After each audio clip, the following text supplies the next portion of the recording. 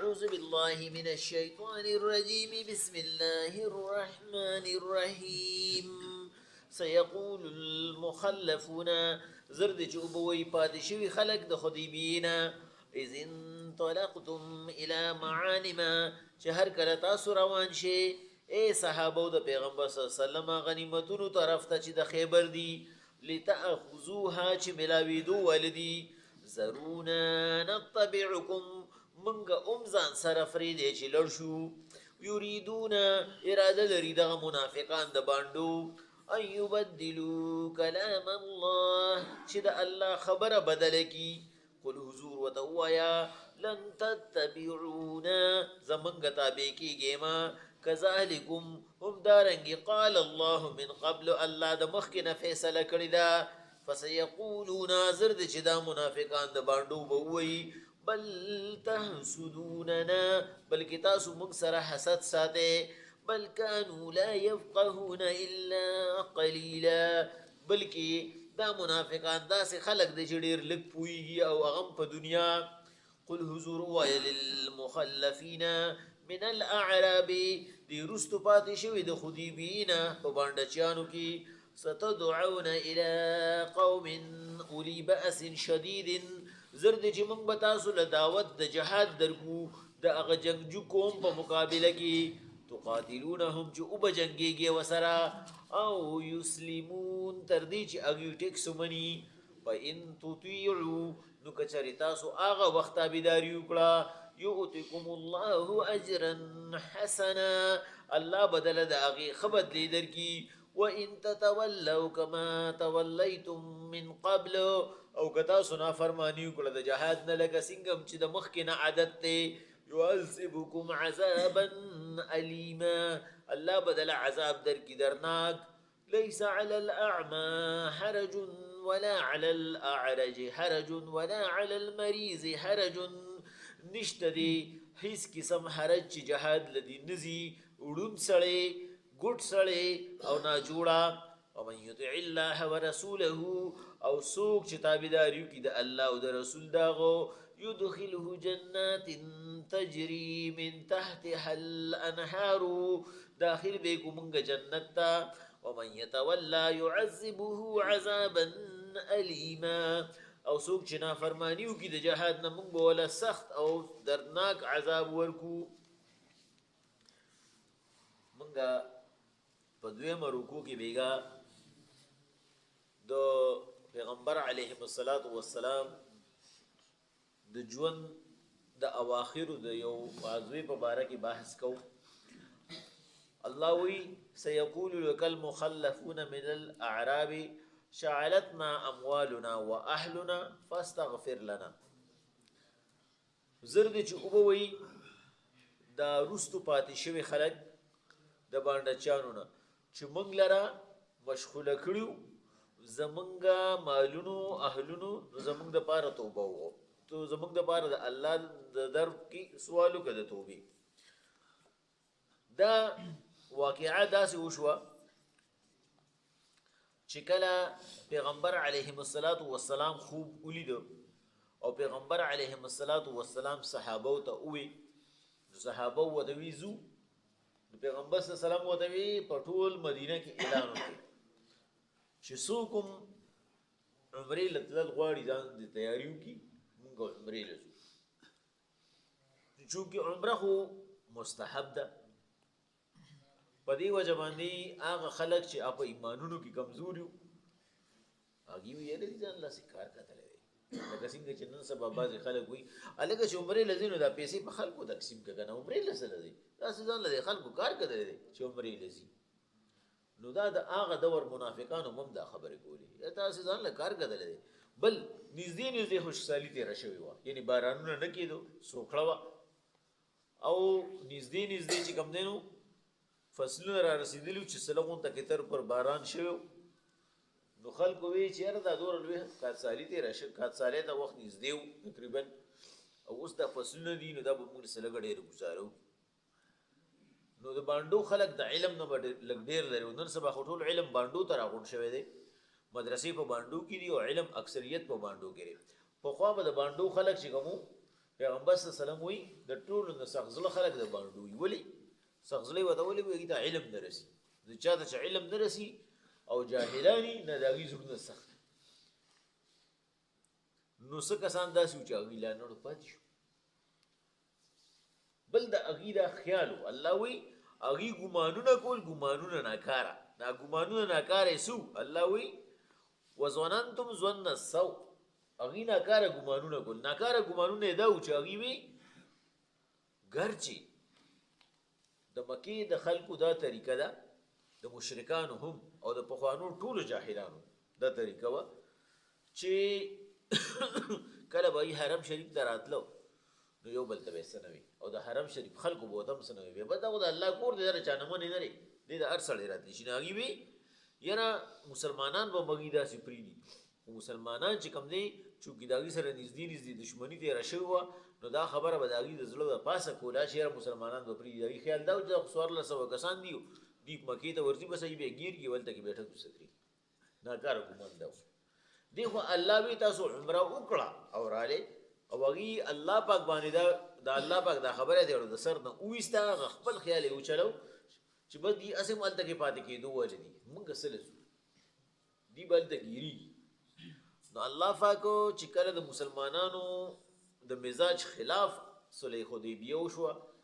او الله پاک دا حکم د هغې نه پس وکړو چې کافرانو سره به بیا داسې صلح نه کوي خو هغه چونکې ړومبی وه په دې وجه باندې هغه د مسلمانانو په حق کې نه وه بلکې د مسلمانانو کمزوري پکې ښکاره کېده هغه ټوله صلح د هغوی په حق کې وه د مسلمانانو زړونه ډېر سخت خفو چېرې مونږ خو واپس ځو روغ ځو خو دا چې صلح هم کومه وکړه دا خو د شکست په شان دی الله وله د مسلمانانو د هغه دومره ښکلې عقیدې چې پیغمبر صلی الله علیه وسلم سره تللي او د پیغمبر صلی الله علیه وسلم په قول عملو کو واپس رالو الله وله زیری ورکړو د څه زیری وله ورکړو الله پاک ورته وی سيقول المخلفون اذا انطلقتم الى مغانم لتاخذوها اے حضور ته صحابه ته وایي چې خفه کېږئ ما زر دی چې ډېر زر دی چې اوبه وي هغه وروستو پاتې کېدونکي خلک چې کله تاسو غنیمتونو طرف ته روانېږئ چې هغه به الې یعنې دا ول الله خوشخبري ورکړه چې تاسو فتح کوونکي یې د چا د خیبر د یهودیانو چې هغوی تاسو سره واده خلافي کړې ده او خیبر هغه چې کوم دی نو د مدینې نه تقریبا چې کوم دی نو یا 100 کیلومیټر کې او یا 150 کیلومیټر او هغه یهودیان د مسلمانانو د طاقت په مخ کې کمزوري نو دا قوي امکان چې مسلمانان به فتح کوي دا الله وتزير ورکړي او فتح به بالکل تاسو کوي ډېر زر دي چې تاسو به د غنیمتونو په طرف باندې روان شي نو ضرونا نتبعکم دغه رستی پاتې شوي خلک دا منافقان به تاسو ته وایي موږ هم پرېږدی چې موږ هم ځو ځکه چې دي هم ښکارمالي غنیمت ښکاري چې او کمزوري دي مسلمانانو او ډېره زیاته ترقي یافته علاقه وه مسلمانان به د دنیا باندې غنیمت راوړي دي بوی موږ هم ځان سره پرېږدی ځکه دلته ورته مرګ ښکارېدو نو نه تلو او هلته کې چې کوم دی نو ورته ښکاره ګټه ښکاري وایي موږ هم پرېږدی الله وی یریدون ان یبدلوا کلام الله ولې دوی د الله قانون بدلول غواړي دلته کې یو ډېره اهمه خبره ده او هغه مفسرینو کړې ده چې دلته کې وحی چې کوم دی نو په دوه قسمه ده یو وحی جلی ده یو وحی خفیه یعنی وحی مطلوع او غیر مطلوع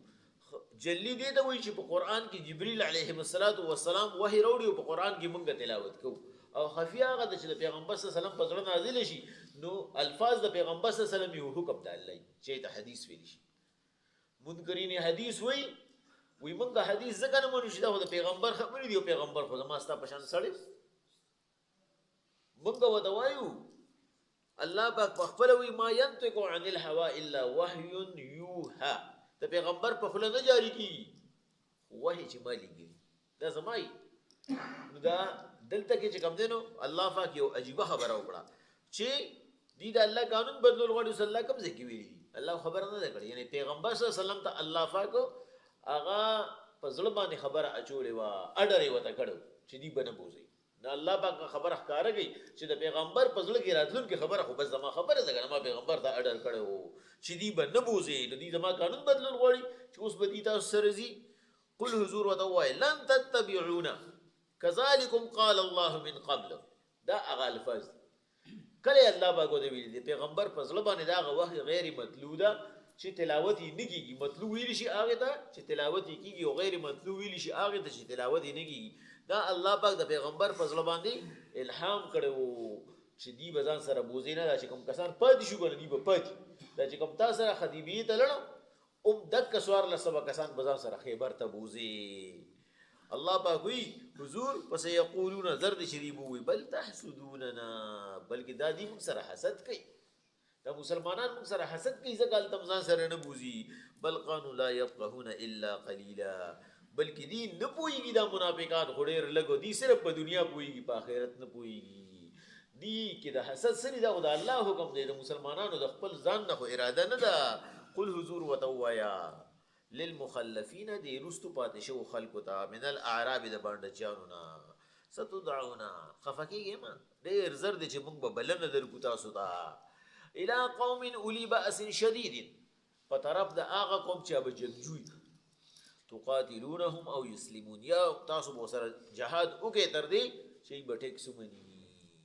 نو په ان تطيعوا يؤتكم الله اجرا حسنا که هغه خبرم اومنه بیا په هغه وخت اوس خو نشیدلی نو کچری هغه خبرم د جهاد اومنه او بیا غسخ کوم ته مخامخ شوي الله بدل ډیری بدلی درکې و ان تتولوا او کتاسو نافرمانی وکړه کما تولیتم من قبل لکه چې مخکې مدد ته يعذبكم عذابا اليما الله بدل عذاب درکې سخت او پیغمبر صلی الله علیه وسلم بدوی ټله خبر ضروره هغه کسان بنځي عمده کسان بزي د جنگ خیبر ان شاء الله په دې باندې بلغون ته کې بحث به وګو مسلمانان په خیبر باندې حمله ور شو خیبر چې کوم دین اګینه 15 دینه پورې محاصره وا اغي چې کوم دینو هغه دا قبول کړه چې بای مونږ دا علاقه پریدو وزو بس هغه چې کوم دینو پیغمبر صلی الله علیه وسلم شام ته وشړل او داغي د دنیا مالی غنیمت پاتې شو او صحابه وی دومره مالی غنیمت تی مونږ راوړو چې د مدینه په کوڅو کې بیا زکات والا زکات ګرځاو سو د زکات غستون کړو صحابه ټول د سیل مالدار شو هغه ټول الله پاک په خدیبی کې د پیغمبر صلی الله علیه وسلم د فرمان منلو په وجه باندې الله پاک اغیله دوره انعامات ورکړو او دا قوم جنگیالینو مقصد سو یو خود دینه فورا بعد په 9 هجری کې د تبوک واقعا او شو ان شاء الله سرسری خون ته کې بیان کوو په وخت کې چې پیغمبر صلی الله علیه وسلم عمر په هغه وخت کې 2 شپې ته کالو د پیغمبر صلی الله علیه وسلم د ژوندۍ ما تاسو په اواخرو کې دا چې کوم دین یو غزوه شوی و چې د پیغمبر صلی الله علیه وسلم عمر 2 شپې ته کالو او تقریبا د یو درزن نه سیوا وی پګیره کې سپین لګیدلی صحابه وی په هغه وخت کې چې کوم دینو پیغمبر علیه الصلاۃ والسلام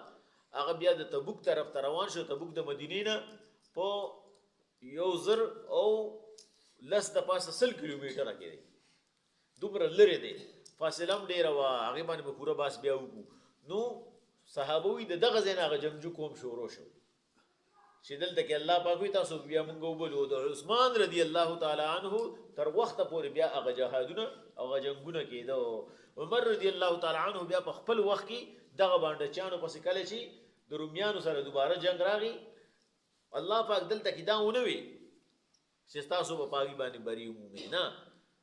تر دې پورې چې هغه ټیکس ومني نو مقصد دا او کله چې کوم دینو تاسو به هغه سره جنگ کوي تر دې چې جنگونه بسخ شي هغه به بازي مکو کې تاسو ته پړو مني او تاسو ختمول نه شي نو د فارس حکومت خو ختم شو رومیان تر اوسه شته د انګريزان رومیان دي چې مسلمانان په ارضی پته به په وکړه تر صحابه تر وخت پورې د تابعین تر وخت پورې بیا باوی سره اوس خدا سره سرواله دي جوست مسلمانان تنگ دي مسلمانان دي اوس دا انګريزانو مخ نشي والے نو عمر رضی الله تعالی عنہ په وخت کې چې کله د رومیانو سره جګړه شو نو عمر رضی الله تعالی عنہ باندې چانو پس خلک ولېګو ودا هغه دعوت وخت دی نو ډېر منافقانو له الله پاک د کامل ایمان هغه مکور کړه هغه رالو جنگونه وکړو شهیدان شو څوک غازیان شو توبه او باسل توبه قبول شوې بعضی پکې پاتې شو اکثریت چې کوم دین هغه جهاد لړو الله پاک وی پیغمبر علیه الصلاۃ والسلام ليس علی الاعمى حرج او خلق داسري چې بای جهاد نشته پړم جهاد نشته ولا علی الاعرج حرج په ګډ باندې جهاد نشته ولا علی المریض حرج او په بیمار باندې جهاد نشته ځکه چې هغه جهاد چې کوم دی صحتمند بندکار دی چې هغه دشمن مخې له ورزي او دی هو په خپل پټه والا باندې بوجي هغه بړون ځان پسې راخي شل بزان پسې راخي بیمار براخي کنه دشمن مخې ته بودريږي الله وی دې تاسو برازه پتا سبحانه هیڅ ګناه نشته پدې کې دا الله د طرف نه دا ومن يطع الله ورسوله يدخله جنات تجري من تحتها الانهار او څوک چې د الله او د رسول تابع شو چې الله او رسول چاته وې دا کار او کوي چاته وې می کوو نه کوي داګي د پاره جنتونه ومن يتولى او شی چې نافرمانی وکړ دا خبره اونو منله نو يعذبه عذابا الیما الله به ول سخت او دردناک عذاب ورکي او دردناک عذاب هغه چې ختميږي نه د بنده په سر باندې دردي نری نری خو مستقلی نو دا یو عذاب دی دا دردناک عذاب دی اوسو دی دوزخ ته لړو په دوزخ کې چې کم دینو دی د دوزخ په میز کې دی په غاړه کې په عذاب کې مبتلا دی دا دردناک عذاب دی ځکه شاید ختمېدو نه دی مستقل دی بسم الله الرحمن الرحیم